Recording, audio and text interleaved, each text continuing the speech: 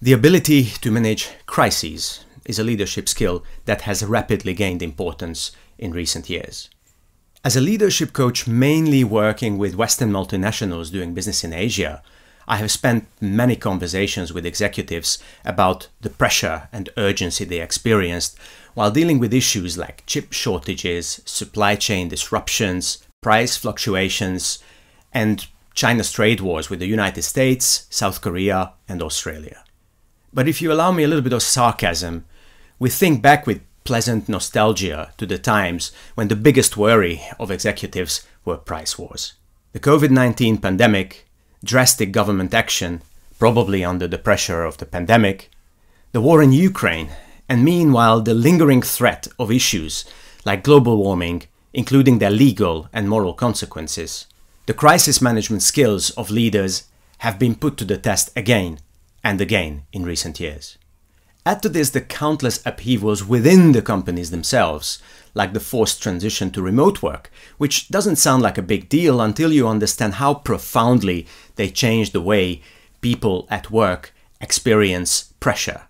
Without physical presence and the mysterious languages of eye contact and body language, people feel alone with bad news, panic more easily, make more mistakes, and receive less encouragement and advice. And that includes the leaders themselves.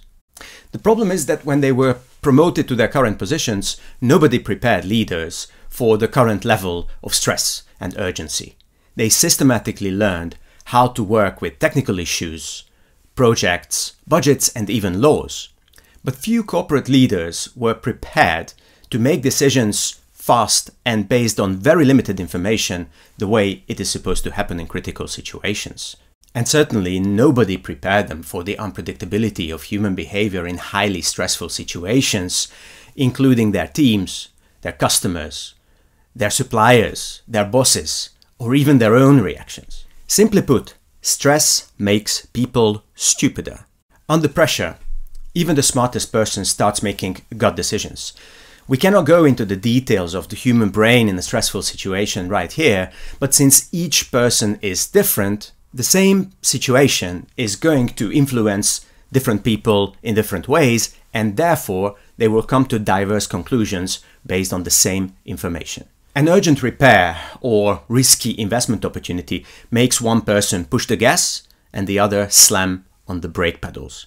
When time runs out and emotions are high, people start thinking in terms of right and wrong, a kind of zero-sum showdown between opinions, even though in reality they are just pushing for alternative solutions to the same problem.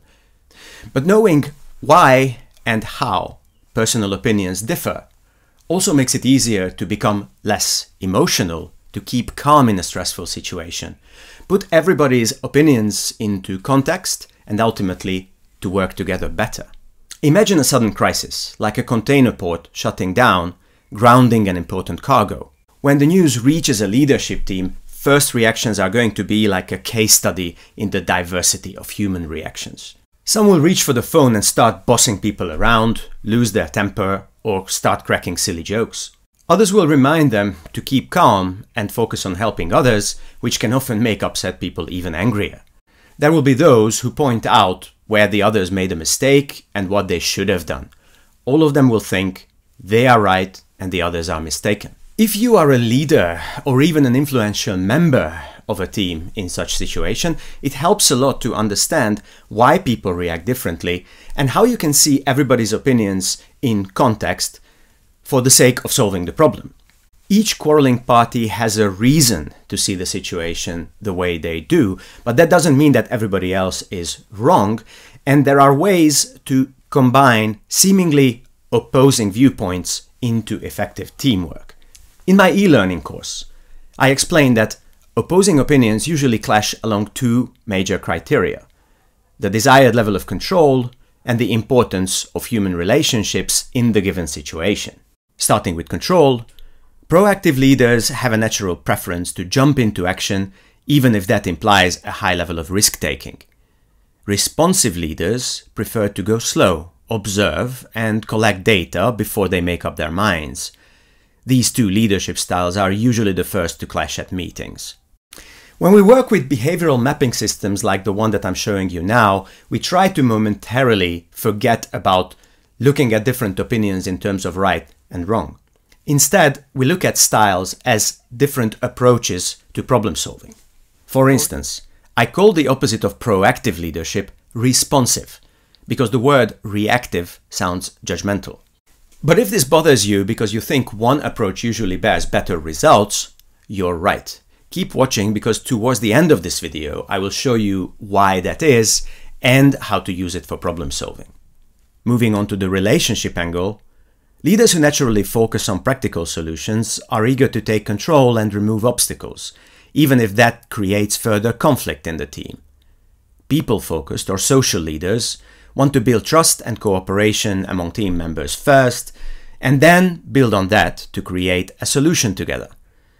Task-focused managers often see people-focused ones as time wasters, and people-focused ones often think that task focus undermines the team, which is another frequent source of conflict. When trouble strikes, all you have to do is look around and observe. Do you remember our example? Some reach for the phone and start bossing people around. Some lose their temper or crack silly jokes. Some remind them to remain calm and think of others. Some create resistance.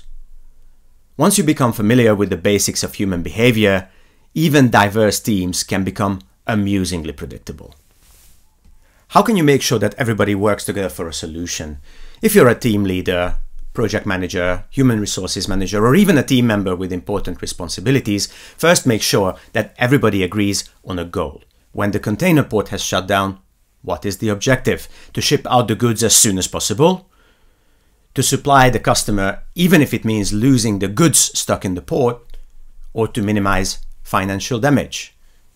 Opinions will differ, but the team must agree somehow. And the goal will create a culture, so to speak.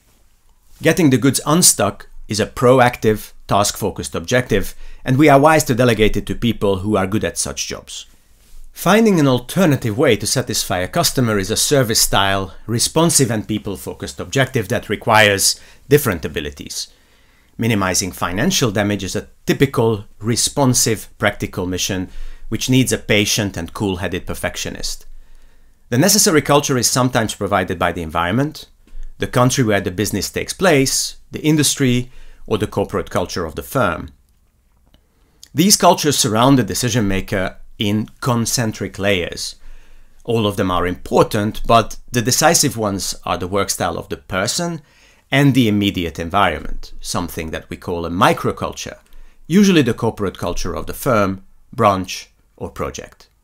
This is why all alternative approaches to a problem are right in a way, but one of them, so to speak, is more right, because one of the four basic styles delivers surer results in that situation at that time. When the next crisis strikes, another approach might be best. Teams that got this far will realize that the goal defines the necessary approach, and in turn, the necessary approach, if properly communicated, will help different viewpoints and different opinions combine into something that we call team roles. Some of the team members will set goals and challenge others. Some will take charge of vision, communication, and motivation. Some coordinate and manage resources, and some plan, arrange, and evaluate. Differences will remain, but conflict can stay minimal. If you need help to identify your own teamwork and leadership style, or that of your boss, or an important customer, or team members, check my other videos or the e-learning course, whose link is in the description of this video. If you want to go a bit further and work with me as a coach, find me online and drop me a line.